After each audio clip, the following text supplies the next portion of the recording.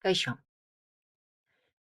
ondoren bideo honetan azalduko dut ikasleek eduki sorrerarako adimen artifiziala sortzerakoan edo sortzen ari direnean, erronka burutzen ari direnean, ze oinarrizko ezagutza izan behar dituzten. Bai?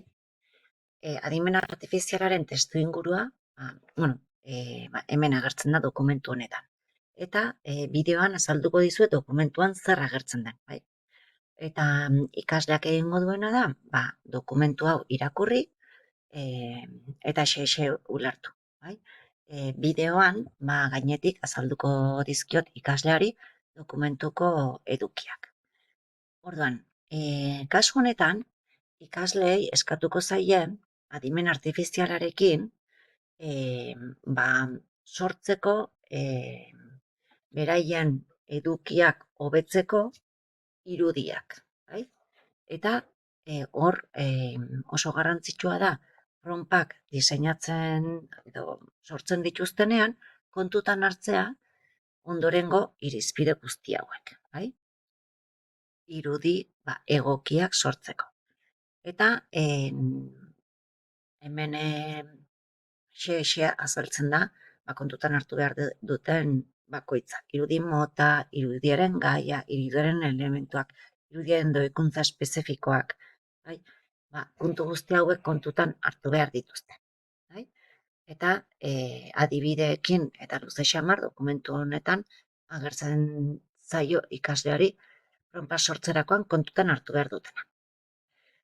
Bestalde, ikasleek ere kontutan hartu behar dute adimen artifizialak eta kontzientzia digitalari buruzko informazioa.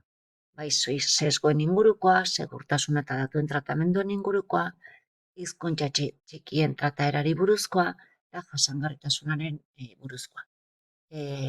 Aurrez eman zaizkien beste bi piruletan ere informazio hau berau eman zaie, eta ziurrenik ezaguna egingo zaie.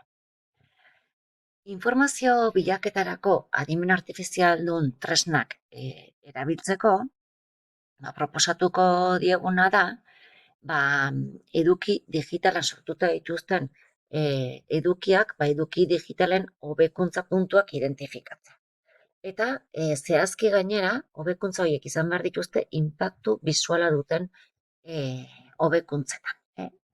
Eta proposatzen dizkiegun tresnak dira DALL-E, Canva eta Adobe Firefly. Beraiek aukeratu dezakete. Eta sortu behar dituzte irudi grafiko pertsonalizatuak eta baita ere estilo bisualak publiko objektiboarentzako. Gero gomendioetan hau hobeto ulertuko dute. Eta adimen artifizialak emandako emaitzen baloraziolako eta gomendioak egiteko proposatzen dieguna da ikasleari errubrika bat sortu dezatela aurretik. Bai? Oso ondo identifikatu ditzatela eduki digitalen hobekuntza puntuak eta inpaktu bisualaren hobekuntzak zeintzu diren, eta errubrikan jaso ditzatela balorazio puntu horiek eta lorpen mailak.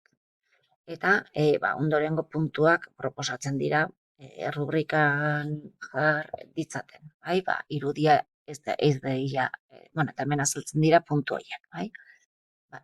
Irudien inguruko gomendio gixara hartu ditzaketenak eta gero errubrikan txertatu ditzaketenak.